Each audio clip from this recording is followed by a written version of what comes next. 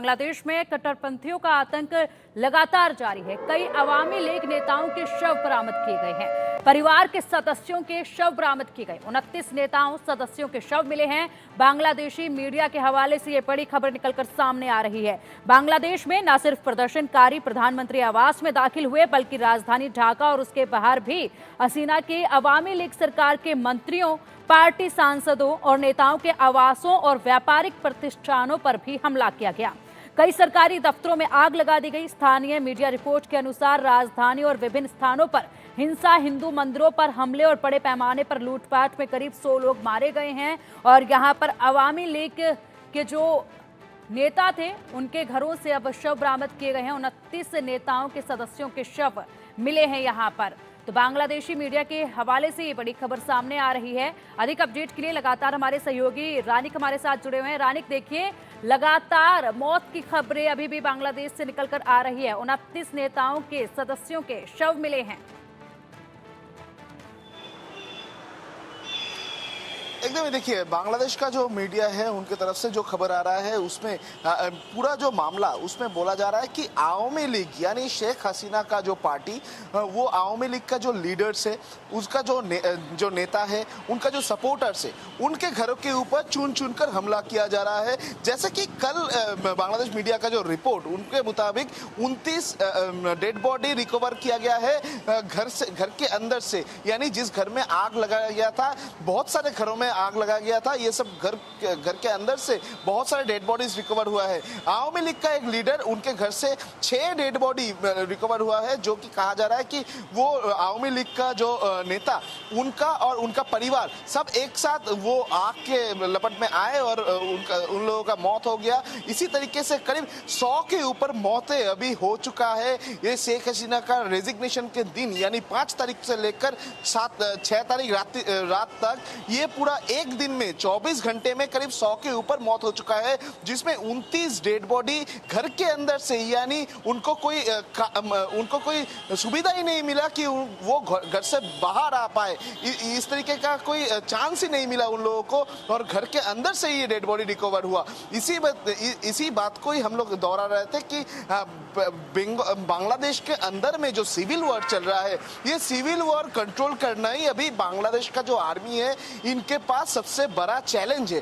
क्योंकि एक तरफ जो आंदोलन था, जिस आंदोलन का जो 9 दाबी था, उस 9 दाबी का मैक्सिमम ही पूरा हो चुका है। क्योंकि छात्रों की तरफ से जो दाबी रखा गया था, उसमें मेन पार्ट था कि शेख हसीना को रिजाइन करना पड़ेगा। शेख हसीना का रेजिग्नेशन के बाद लिखा गया कि संसद भवन हो या प्रेसिडेंट का जो घर, शेख हसीना के रहने का जो घर गण भवन, उसमें हमला किया गया था, उसमें लूटपूट मचाया गया। वो लूटपूट कोई छोटा मोटा नहीं, पूरा दिन दहाड़े एक लूटपूट का मामला चला, उसका तस्वीर भी सामने आया। और उसके बाद देखा गया कि आर्मी की तरफ से अपील किया जा रहा है कि बांग्लादेश को शांत किया जाए, पूरा जो प्रोटेस्ट है वो प्रोटेस्ट को रोका जाए, तो कर्फ्यू उठ जाएगा, कर्फ्यू को बंद कर दिया जाएगा, आर्मी की तरफ से कर्फ्यू को उठा लिया जाएगा।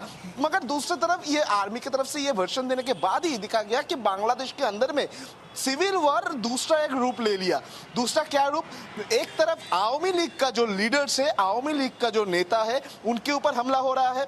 दूसरी तरफ जो आउटस्कर्ट है, बांग्लादेश का जो शहर से आउटस्कर्ट का जो एरिया है, उसी एरिया में हिंदुओं के घर के ऊपर, हिंदू या माइनॉरिटीज जो है बांग्लादेश में, उनके ऊपर हमला हो रहा है, उनके घर को तोड़ा जा रहा है, उनके घर पे आगजनी का घटना लग रहा है, लूटपूट मचाया जा रहा है, उनको घर से बाहर किया जा रहा है। इस तरीके का जो घटना सामने आ रहा है, कुल मिला के अभी तक 100 लोगों का मौत हो चुका है। और अभी आर्मी के पास यही सबसे बड़ा चैलेंज है कि बांग्लादेश के बीच अंदर में जो सिविल वॉर चल रहा है, ये सिविल वॉर को किस तरीके से रोका जाए और इसके पीछे कौन है, किसका साजिश है, ये ढूंढ निकालना अभी बांग्लादेश आर्मी के लिए एक सबसे महत्वपूर्ण चैलेंज होने वाला है।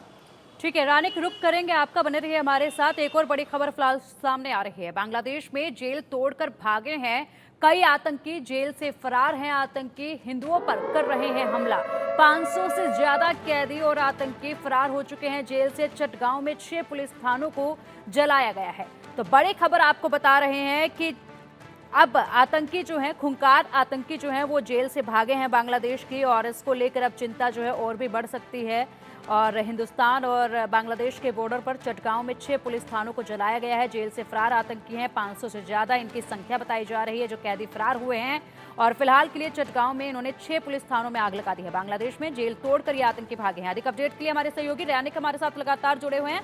रैनिक, देखिए, कई सारे आतंकवादी जेल से भाग चुके हैं, 500 से ज्यादा कैदी जो हैं वो जेल से फरार हुए हैं, जिसमें कई खूंखार आतंकी भी बताए जा रहे हैं। ऐसे में सीमा पर चिंता बढ़ सकती है, सुरक्षा बलों के लिए ये चिंता की बात हो सकती है।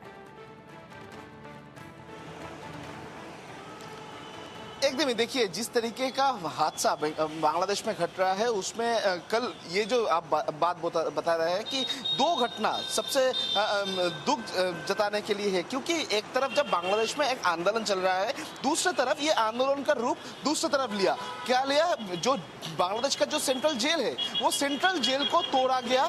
516 जो कैदी थे उसके अंदर में वो उधर से फरार हो गए, और फरार होने के बाद वो लोग बांग्लादेश में ही रुके हैं। और बांग्लादेश से बाहर का जो देश यानी बांग्लादेश का बॉर्डर में इंडिया भी आता है, उस बॉर्डर लाइन को अभी सिक्योर करना बीएसएफ के लिए बहुत ही महत्वपूर्ण है, क्योंकि जो कैदी भागा है, जिस कैदी को भगाया गया है 500 के ऊपर, उसमें बहुत ही खूंखार कैदी भी है। उनको लेकर चिंतित है कि वो लोग बांग्लादेश छोड़कर न भागने का कोशिश करे। भागने का अगर कोशिश करेगा तो बॉर्डर लाइन से वो लोग भागने का कोशिश करेगा, और इसी वजह से बीएसएफ की तरफ से भी निगरानी रखा जा रहा है। दूसरी तरफ चिटागोंग में एक जो थाना है उस थाना में आग लगने का घटना घटा और 13 पुलिस कर्मियों का मौत भी हो चुका है।